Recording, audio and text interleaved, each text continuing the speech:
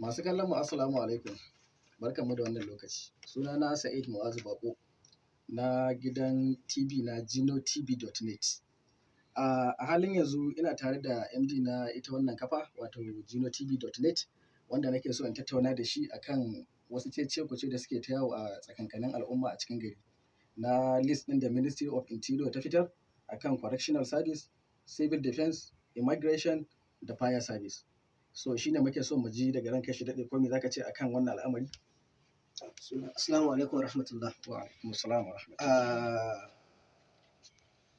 Alhamdulillah, da farko dai sunana Usman Sale Jimo, ex-soja, kuma MD na gidan wannan TV mai albarka mai suna GinoTV.net. Akan wannan al'amura da ake ta cece kace al'amari bai yi daɗi ba. Gaskiya a Arewa an bamu baya. Duk wanda ya duba ya ga wannan list da aka fitar, ina da shi, kowa yana da shi. Arewa gaba ɗaya an bamu baya. Arewa gaba ɗaya an bamu baya. Dole ne mai magana. Ka je ka duba list ɗin ka gani. In ka ɗauko Kaduna, Gombe, Bauchi, Jos, Jigawa, gaba ɗaya za ka ga sunayen Inyamurai ne, sunayen Yarbawa ne. Yau abin nan idan za ka duba mani daga cikin list ɗin, daga peji wannan daga namba na 400 abin da ya kai 500, duk sunayen da suka fito daga Jigawa, malam, ka je kai kallo, duk sunayen Inyamurai ne. Wai ina sanatocinmu suke? Ina 'yan majalisunmu suke? Haka kawai mutane su zauna su yanda suke so, ba ta yanda za a yi musu magana tunanin suna da uwa a gindin murhu? To tsakani ga Allah, mu dai 'yan Arewa, musamman matasa, ba a yi mu adalci ba. Muna wannan magana, ba a yi mu adalci ba. Shuwagabanninmu, ku fito ku nema mu haƙƙinmu. Ku fito ku nema mu haƙƙinmu. I'm sorry to say, kada in kira suna, Allah ya ji kan Comrade Shehu Sani, ba dan ya mutu ba. Allah ya ji kan Dr. Rabi'u Musa Kwankwaso, ba dan ya mutu ba. Mutanen nan kowa ya riga ya san a lokacin da suke Senate, wallahi duk ire-iren waɗannan abubuwan idan ya faru za su bi. Duk ire-iren waɗannan abubuwan idanuwansu suna wajen. Fi sabilillahi yanzu sanatocinmu shi kenan sai dai a ce a ma'aikatan gwamnati sun yi abin da suke bukata, su ba za su bincika su ji me yake faruwa da mutanen suke wakilta ba. Abin nan bai yi daidai ba. Bai yi daidai ba ko kaɗan. Wato ranka shi daɗe ban tarar numfashinka ba. Amma idan na fahimci bayananka baki ɗaya ka cokam laifin ka ɗauke shi ka ɗora shi a sanatocinmu kenan, ko ko laifin ɗaiɗaikun al'umma ne, ko ko dai sanatocin da su ne masu matsala ka cokam akan wannan al'amari da ya faru. To alhamdulillahi, ni a ɗan ƙiyashi na da na yi laifi a wajeje uku yake.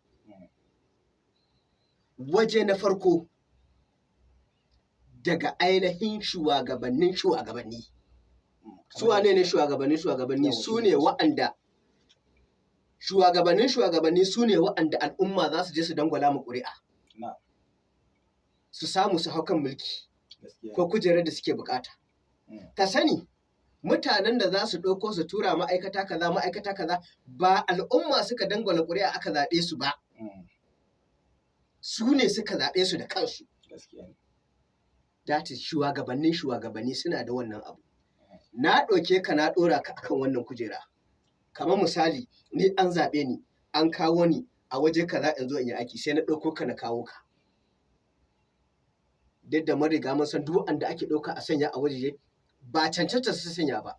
In ma sun taka rawar gani wajen siyasa, ko kuma suna da uwa a gindin murhu, sai a ɗauki appointment a basu. To ɗoka na ɗauki abu na baka, na ce je ka riƙe mu waje kaza, shi kenan fa ba zan duba ba. kaga laifin shugabanni tunda su wa'annan shugabanni ne wa'anda aka ɗora wa'ancan kuma wa'anda aka zaɓa su ne ainihin shugabannin gaba ɗaya to laifi na farko kenan laifi na biyu kacokam na ɗora shi ga sanatoci 'yan majalisa tun daga ainihin na tarayya har na jiha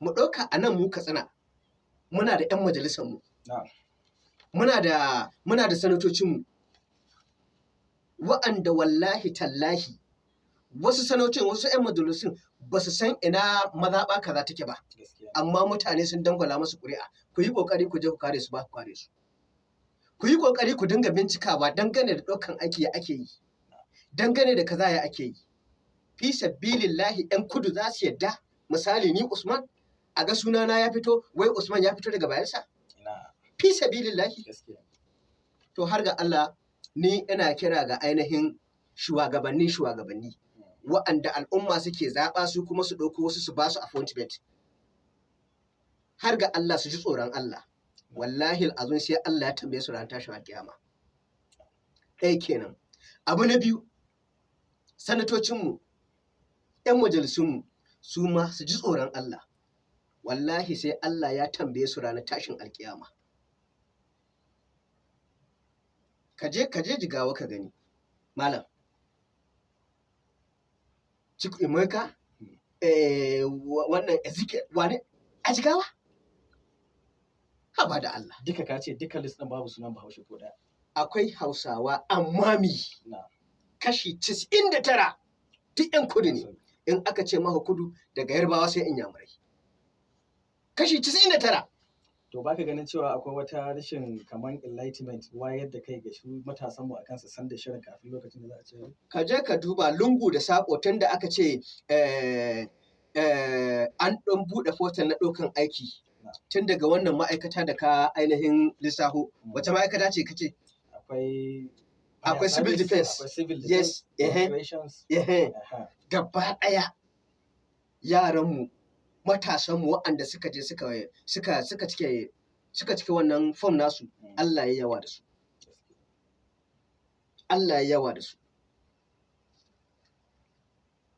so ba wani maganan cewa ba a sani ba menene sun sani ko muna da waɗanda suke karatun yanzu a nan cikin studio ɗin namu mutane nawa suke da digiri ina suke aiki fi sabilillahi ina suke aiki to har ga Allah anyway lokacin zaɓe ya kura so 2023 kwana nawa ta rage wannan shine ainihin magana ta ƙarshe kuma da zan yi kiran zan yi jan hankali ga matasa mu sani mu ƙara sani musamman waɗanda suke da shekara 15 abin da ya sama wallahi azim a yanzu yaƙi da bindiga ba shi bane yaƙi da biro ko yaƙi da menene ba shi bane yaƙi da ƙuri'a shine yaƙi ina kira ga dukkan matasa maza da mata wanda duk ya san bai da katin zaɓe ko kuma katin zaɓensa ya samu matsala ko kuma canza mazaɓa a yi ƙoƙari a je INEC in ma ta jihar abin ta local government da kake ko kuma ka je headquarter ka je ka sabunta katinka ko ka je kai katinka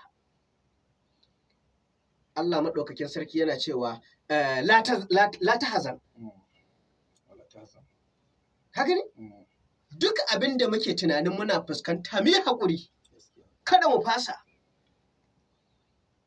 mu fasa babban abin takaici bari in kira gari na Katsina state ka je ka duba abin na INEC update wanda INEC take saki a kowace rana ko kuma duk bayan kwanaki biyu na state ka je ka ga bayan samala mutum 100,000 sun je sun yi wanda suka fara daga ainihin ranar 28 ga watan June mutum sama 100,000 sun je sun yi a bayansa duka su nawa ne population su nawa ne amma wai munan Katsina wanda mu ne na 3 ko na 4 a population a Najeriya gaba ɗaya wai a ce har yanzu ba mu kai mutum 6,000 ba har yanzu in an ce kowa yana da shi ai akwai abubuwa guda biyu da ya kamata a ce an yi la'akari da su.